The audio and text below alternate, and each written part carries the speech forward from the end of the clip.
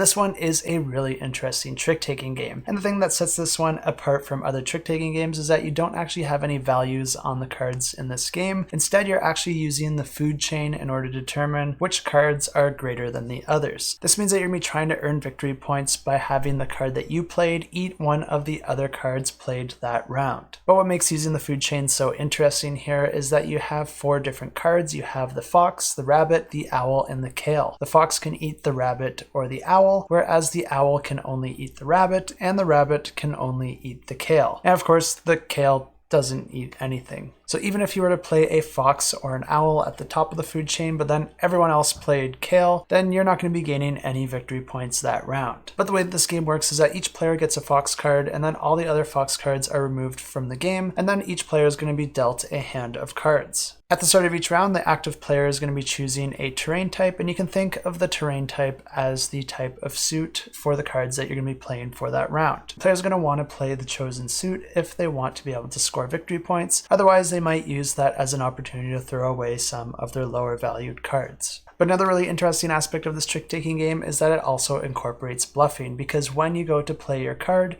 you're going to be putting it face down on the table unless it's a kale, and if it's a kale, that's the only card that you're going to be playing face up. This does give you a bit of a benefit for going last during a round, which will change up your strategy. Once all players have played their cards, you're going to be flipping them all face up, and then the player with the highest up in the food chain is going to choose one of the other cards to eat if there is another card that they are able to eat. The interesting thing about eating another player's card is that not only do you gain that card as a victory point for the end of the game, but you've also removed their card from the pool, which means that they're not going to be able to use their card to eat another one. So essentially, you've also prevented them from being able to get a point. And one thing to note about the fox is that it has a wild suit, so you can be playing it on any terrain type. But if more than one fox card is played on a round, they're going to spook each other and all the foxes are discarded. Since each player just has one fox card, you'll want to keep an eye on when the players are playing those cards so you know when it's safest to play your own. The first player to gain 5 cards is going to trigger the end of the game, and then players will be adding up the victory points on each of their cards to determine which player has the most victory points, and that player will win the game.